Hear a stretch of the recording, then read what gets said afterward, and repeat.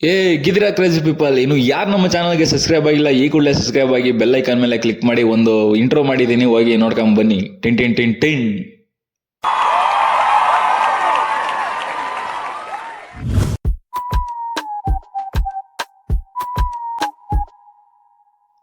Land lord ಫಿಲಮ್ಗೆ ಹೋಗಿದ್ದೆ ನಾನು. ಲ್ಯಾಂಡ್ ಲಾರ್ಡ್ ಫಿಲಮ್ ಹೆಂಗೈತೆ ಏನೈತೆ ಅಂತ ಒಂದು ಸ್ಪೀಡಾಗಿ ಹೇಳಿ ಮುಗಿಸಾಕ್ಬಿಡ್ತೀನಿ, ಬನ್ನಿ ನೋಡೋಣ ಹೆಂಗೈತೆ ಅಂತ. ಈ ನಡುವೆ ಬಂದಿರೋ ಸಡೆ ಮೂವಿಗಳಲ್ಲಿ ಇದೊಂದು ಒಡೆಯಾಗಿ ಒಮ್ಮೆಗಿದೆ ಅಂತ ಅನ್ನೋದ್ರಲ್ಲಿ ನೋ ಡೌಟ್, ಎರಡು ಮಾತೇ ಇಲ್ಲ, ಪಕ್ಕ ಇದು ಒಡೆಯಾಗಿ ಬಂದಿದೆ. ಒಡೆ ಎಲ್ಲ ಉದ್ದಿನ ಒಡೆಯಾಗೆ ಬಂದೈತೆ ಅಂತ ಅನ್ಕೊಳ್ಳಿ. ಕನ್ನಡದಲ್ಲಿ ಯಾವ ಫಿಲಮ್ ಚೆನ್ನಾಗಿ ಬತ್ತಿಲ್ಲ ಅಂತ ಎಲ್ಲರೂ ಅಂತವ್ರೆ. ಹೌದು, ಚೆನ್ನಾಗಿ ಬತ್ತಿಲ್ಲ, ಅದಕ್ಕೆ ನನಗೂ ರಿವ್ಯೂ ಮಾಡೋಕ್ಕೆ ಮನ್ಸಿರಲಿಲ್ಲ. ಆಮೇಲೆ ಅದೊಂದು ಯಾವುದೋ ಒಂದು ಫಿಲಮ್ ಕಿತ್ತೋದ್ ಫಿಲಮ್ನ ರಿವ್ಯೂ ಮಾಡಿದ್ದೆ ಅಂತ ಅವರು ನನಗೆ ಕಾಪಿರೈಟ್ ಸ್ಟ್ರೈಕ್ ಕೊಟ್ಬಿಟ್ಟು ನನ್ನ ಚಾನಲ್ನ 3 ತಿಂಗಳು ಮುಚ್ಚಿಸ್ಬಿಟ್ಟಿದ್ರು. ಅದಕ್ಕೋಸ್ಕರ ನಾನು ಆ ಕಿತ್ತೋದ್ ಮೂವಿಗೆ ಇನ್ನೊಂದ್ಸತಿ ಸಪೋರ್ಟ್ ಮಾಡಲ್ಲ, ಆ ಹೀರೋಗೂ ಸಪೋರ್ಟ್ ಮಾಡಲ್ಲ, ಆ ಡೈರೆಕ್ಟರ್ಗೂ ಸಪೋರ್ಟ್ ಮಾಡಲ್ಲ ಅಂತ ಹೇಳ್ಕೊಂಡು ನೆಕ್ಸ್ಟ್ ಹೇಳ್ತಾ ಇದ್ದೀನಿ, ಕೇಳ್ಕೊಳ್ಳಿ.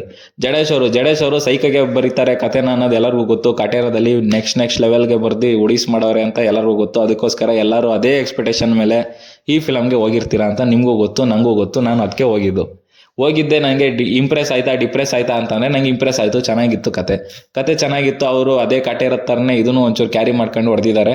ಕಾಟೇರ ಥರನೇ ಅದಕ್ಕೊಂದು ಸ್ವಲ್ಪ ಐವದೋಪು ಅಂತ ಅಂತಾರಲ್ಲ, ಹಂಗೆ ಅದೆಲ್ಲ ಮಿಕ್ಸ್ ಹೊಡೆದು ಇಲ್ಲೊಂದು ಸ್ವಲ್ಪ ಹೊಡೆದವ್ರೆ. ಈ ಕತೆ ಏನು 1970 1980 ನಡುವೆ ಬರುತ್ತೆ ಅಂತ ಎಲ್ಲ ಹೇಳ್ತಿದ್ದಾರೆ. ಅದು ಹಂಗೆ ಇತ್ತು, ಓಕೆ, ಅದರಲ್ಲೇನು ನಾನೇನು ಮಾತಾಡೋಕೆ ಹೋಗಲ್ಲ.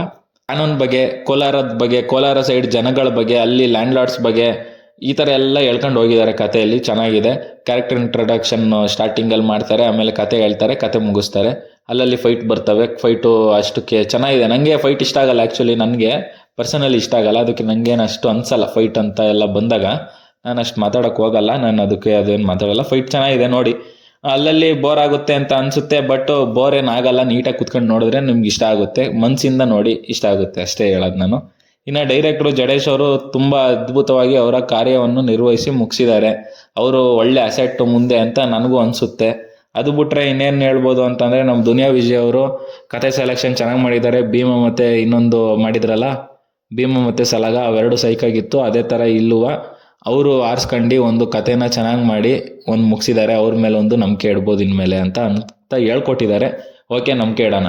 ನೆಕ್ಸ್ಟ್ ಇನ್ನೇನಪ್ಪ ಅಂದರೆ, ರಚಿತಾರಾಮ್ ಅವರು ಚೆನ್ನಾಗಿ ಮಾಡಿಲ್ವ ಅಂದರೆ, ಅವ್ರು ಅಷ್ಟೊಂದು ಚೆನ್ನಾಗಿ ಮಾಡಿಲ್ಲ. ರಚಿತಾರಾಮ್ ಯಾಕೆ ಆ್ಯಕ್ಟಿಂಗ್ ಡೆಲ್ಲಿಂಗ್ ಐತೈತೆ ಅಂತ ಗೊತ್ತಾಯ್ತಿಲ್ಲ. ಆ್ಯಕ್ಟಿಂಗು ಅಷ್ಟಕ್ಕಷ್ಟೇ, ನನಗೇನು ಇಷ್ಟ ಆಗಲಿಲ್ಲ. ದುನಿಯಾ ವಿಜಯ್ ಅವ್ರ ಮಗಳು ಹೆಂಗೆ ಮಾಡೋರೆ ಅಂತಂದರೆ, ಅವರು ನೆಕ್ಸ್ಟ್ ಲೆವೆಲ್ ಮಾಡೋರೆ. ಅವ್ರ ಪಾತ್ರನ ನೀಟಾಗಿ ಮುಗಿಸಿ ಎಲ್ಲ ಮಾಡಿದ್ದಾರೆ. ಅವ್ರನ್ನ ನೆಕ್ಸ್ಟ್ ಯಾರ ಶಾರ್ಟ್ ಫಿಲಮ್ ಬೇಡ, ಅವ್ರಿಗೆ ಒಳ್ಳೆ ಮೂವಿನೇ ಮಾಡೋ ಒಂದು ತಾಕತ್ತಿದೆ.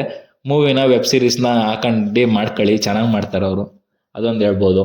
ಅದು ಬಿಟ್ಟರೆ ರಾಜ್ ಬಿ ಶೆಟ್ಟಿ ಅವ್ರದ್ದು ಹೆಂಗಿತ್ತಪ್ಪ ಅಂದರೆ, ನೆಗೆಟಿವ್ ರೋಲಲ್ಲಿ ಮಾಡಿದರು. ಓಕೆ, ದುನಿಯಾ ವಿಜಯ್ ಅವ್ರಿಗೆ ಫಿಸಿಕಲಿ ಆಗಿ ಅವರು ಫುಲ್ಲು ಗಟ್ಟಿ ಇಲ್ಲ ಅಂದರು.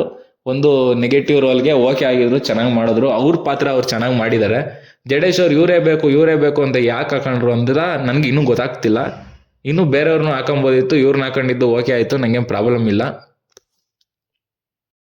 ಲಾಸ್ಟ್ಗೆ ಯಾಕೋ ವಿಲನ್ ಪಾತ್ರ ಒಂದು ಸ್ವಲ್ಪ ಡಮ್ಮಿ ಆಗ್ತಾ ಹೋಗುತ್ತೆ, ಅದೊಂದು ನನಗೆ ಬೇಜಾರಾಯಿತು.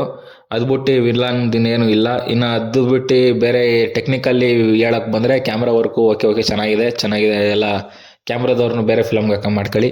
ಡಿ ಐ ಒಂಚೂರು ಕೆಟ್ಟದಾಗಿತ್ತು, ನಂಗೆ ಇಷ್ಟ ಆಗಲಿಲ್ಲ. DI ಚೂರು ಚೆನ್ನಾಗಿಲ್ಲ. ಯಾಕೋ ಓವರಾಗಿ ಕಲರ್ ಕೊಟ್ಬಿಟ್ಟವ್ರೆ. ಕಲರು ಹಿಂಗೆ ತಿರುಗಿಸ್ತಾರಲ್ಲ, ಸ್ವಲ್ಪ ಹಿಂಗೆ ಟಿನ್ ಅಂತ ತಿರುಗಿಸ್ಬಿಟ್ಟವ್ರೆ ನಾವು ಸ್ವಲ್ಪ ಜಾಸ್ತಿ. ಅದು ಚೆನ್ನಾಗಿರಲಿಲ್ಲ, ನಂಗೆ ಇಷ್ಟ ಆಗಲಿಲ್ಲ. ಇನ್ನು ನಿಂಗವ್ವ ಅಂತ ಆಡ್ಬಿಟ್ಬಿಟ್ಟು ಇನ್ನೆಲ್ಲೂ ಮ್ಯೂಸಿಕ್ಕು ಚೆನ್ನಾಗಿಲ್ಲ. ಬ್ಯಾಕ್ಗ್ರೌಂಡ್ ಸ್ಕೋರು ಬೇಕಿತ್ತು ಅಂತ ಕೇಳ್ತಾ ಇರುತ್ತೆ, ಹಂಗೈತೆ. ಬ್ಯಾಕ್ಗ್ರೌಂಡ್ ಸ್ಕೋರು ಅಷ್ಟಕ್ಕಷ್ಟೇ, ಏನೂ ಚೆನ್ನಾಗಿಲ್ಲ. ಇನ್ನು ಕತೆ ಚೆನ್ನಾಗಿದೆ ಅಂತಂದರೆ, ಕತೆ ಎಲ್ಲ ಚೆನ್ನಾಗಿದೆ. ಏನೋ ಒಂದು ಬೇಕು ಅಂತ ಅನಿಸುತ್ತೆ, ಬಟ್ ಕತೆ ಚೆನ್ನಾಗಿದೆ. ಅವರು ಕಾಟೇರ ಬಿಟ್ಟು ಆಚೆಗೆ ಯಾಕೆ ಬರ್ತಿಲ್ಲ ಜಡೇಶ್ ಅವರು ಅನ್ನೋದು ಗೊತ್ತಾಗ್ತಿಲ್ಲ. ಡೈಲಾಗ್ಸ್ ಚೆನ್ನಾಗಿದೆ, ಅಷ್ಟು ನನಗೇನು ನೋಟಿಸ್ ಆಗಲಿಲ್ಲ. ಡೈಲಾಗ್ಸ್ಗಳು ಚೆನ್ನಾಗಿರೋವು ಇದ್ದಾವೆ. ಹೆಬ್ಬೆಳ್ಳು ಎಲ್ಲ ಬೆಳ್ಳಿನ ಡೈಲಾಗ್ಸ್ ಎಲ್ಲ ಹೇಳಿದ್ದಾರೆ, ಬಟ್ ನನಗೇನೋ ಅಷ್ಟು ಇಂಪ್ರೆಸ್ಸಿಂಗು ಅಂತ ಅನ್ನಿಸ್ಲಿಲ್ಲ. ಚೆನ್ನಾಗಿದೆ, ಬಟ್ ಡೈಲಾಗ್ಸ್ ಚೆನ್ನಾಗಿಲ್ಲ ಅಂತ ಹೇಳ್ತಿಲ್ಲ ನಾನು, ತಲೆಯಲ್ಲಿ ಉಳ್ಕೊಳ್ಳಿಲ್ಲ. ಆಮೇಲೆ ಎಷ್ಟೊಂದು ಕ್ಯಾರೆಕ್ಟರ್ಸ್ ಬರ್ತವೆ ಮಧ್ಯದಲ್ಲಿ, ಅವು ಯಾವ ತಲೆಯಲ್ಲೇ ಉಳಿಯಲ್ಲಪ್ಪ. ಏನೇನ ಇಂಟ್ರೊಡಕ್ಷನ್ ಎಲ್ಲ ಮಾಡಿದ್ರು, ಬಟ್ ಯಾವ ತಲೆಯಲ್ಲಿ ಉಳಿಯಿಲ್ಲ, ಆ ಥರ ಬರೆದಿದ್ದಾರೆ. ರೈಟಿಂಗ್ ಚೆನ್ನಾಗಿದೆ, ಬಟ್ ಈ ಥರ ಕೆಲವೊಂದೊಂದು ಮಿಸ್ಟೇಕ್ಸ್ ಇದೆ, ಅದನ್ನು ಚೆನ್ನಾಗಿ ಮಾಡ್ಕೋಬೇಕು. ಇನ್ನು ಓವರಾಲು ಇದು ಎಬೋ ಅವರೇಜ್ ಸಿನಿಮಾ ಆಗಿರುತ್ತೆ. ನೀವೆಲ್ಲ ಫ್ಯಾಮಿಲಿ ಕುತ್ಕೊಂಡು ಒಂದ್ಸತಿ ನೋಡ್ಕೊಂಡು ಒಂದ್ಸತಿ ಬರ್ಬೋದು. ಇಲ್ಲ ಅಂತ ಅಂದರೆ ಮನೇಲಿ ಕುತ್ಕೊಂಡು ನೋಡ್ತೀನಿ ಅಂದರೂ ಮನೇಲಿ ಕುತ್ಕೊಂಡು ನೋಡ್ಬೋದು. ನಾನೇನು ಥಿಯೇಟ್ರಲ್ಲೇ ನೋಡೋ ಅಂಥ ಫಿಲಮ್ ಅಂತ ರೆಕಮೆಂಡ್ ಮಾಡ್ತಿಲ್ಲ, ಬಟ್ ಥಿಯೇಟ್ರಲ್ಲಿ ನೋಡಿದ್ರೆ ಒಂದು ಎಕ್ಸ್ಪೀರಿಯನ್ಸ್ ಇರುತ್ತೆ ನಿಮಗೆ, ನೋಡಿ. ಇಲ್ಲ ಮನೇಲೇ OTTಲಿ ಬಂದಾಗ ನೋಡ್ತೀನಿ ಅಂದರೂ ಮನೇಲಿ ಕೂತ್ಕೊಂಡು ನೀಟಾಗಿ ನೋಡ್ಕೊಳ್ಳಿ. ಒಟ್ಟು ನೋಡೋ ಅಂಥ ಸಿನಿಮಾ ಇದು. ನಿಮ್ಮ ಇಷ್ಟ, ಎಲ್ಲಿ ನೋಡ್ತೀರಾ ನೋಡ್ಕೊಳ್ಳಿ. ಓಕೆ, ಅದೆಲ್ಲ ಓಕೆ. ಏನು ಒಂದು ನನಗೊಂದು ಸಬ್ಸ್ಕ್ರೈಬ್ ಮಾಡ್ಕೊಳ್ಳಿ. ಇಷ್ಟು ದಿನ ನನ್ನ ವಿಡಿಯೋ ಬಿಟ್ಟಿಲ್ಲ ಅನ್ನೋ ಸಬ್ಸ್ಕ್ರೈಬ್ ಆಗಿದ್ರಿ. ಯಾವುದೋ ಒಂದು ಕಿತ್ತೋದ್ ಫಿಲಮ್ ನಾನು ರಿವ್ಯೂ ಮಾಡಿದ್ದೆ ಅಂತ ಅವ್ರು ನನಗೆ ಕಾಪಿರೈಟ್ ಸ್ಟ್ರೈಕ್ ಕೊಟ್ಟಿದ್ರು.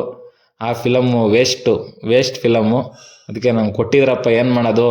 ಆದರೂ ನೀವು ಸಬ್ಸ್ಕ್ರೈಬರ್ಸು ಕಮ್ಮಿ ಆಗ್ದಂಗೆ ಇದ್ದೀರಾ ಅಂದರೆ ಆ್ಯಡ್ಸ್ ಆಫ್ ಹೇಳ್ತೀನಿ. ನನಗೆ ಈಗಲೂ ಕೂಡ ಸಬ್ಸ್ಕ್ರೈಬ್ ಹಾಕೊಂಡು ಮುಂದೆಯಿಂದ ಫಾಲೋ ಮಾಡ್ಕೊಳ್ಳಿ.